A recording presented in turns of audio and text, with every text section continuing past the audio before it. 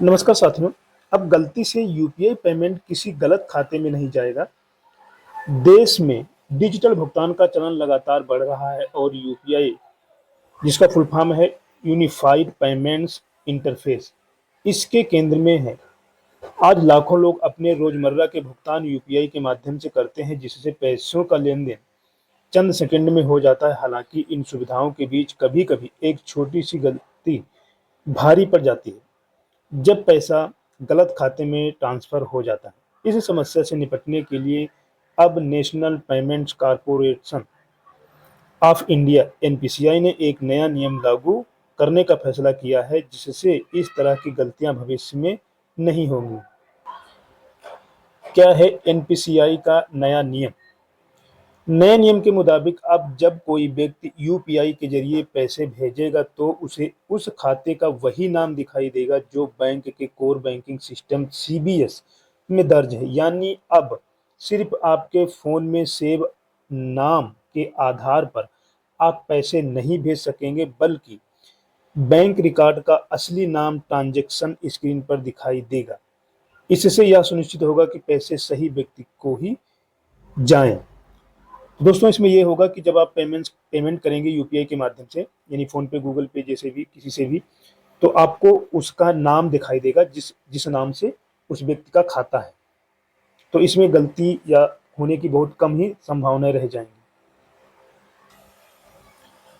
इस ट्रांजैक्शन पर लागू होगा नियम। कौन कौन से ट्रांजैक्शन पे नियम लागू होगा? एनपीसीआई का यह नियम विशेष रूप से पी टू पी, जिसको ब्रैकेट में कह रहे हैं पर टू पर, इसका मतलब है कि जब आप डायरेक्ट किसी से लेन देन कर रहे हैं पैसे का, जैसे मैं किसी दोस्त को भेज रहा हूँ या आप किसी दोस्त को भेज रहे हैं, तो इसमें बीच में और कोई दूसरा नहीं है। पर टू पर इसे कहा जाएगा इस ट्रांजेक्शन को।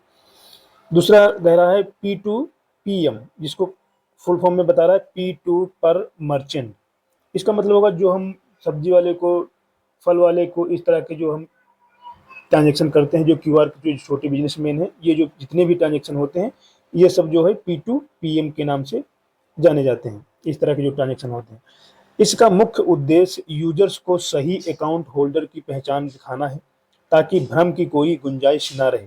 अक्सर ऐसा होता है कि किसी के फ़ोन में कोई नंबर अलग नाम से सेव होता है, उस आधार पर ट्रांजैक्शन कर दिया जाता है, लेकिन यह गलती संभव नहीं होगी, क्योंकि पहले ऐसा होता था कि नाम से सेव है तो एक ही नाम के दो हैं तो दूसरे को भी पेमेंट जा सकता था। अभी ये सब गलतियां नहीं होंगी।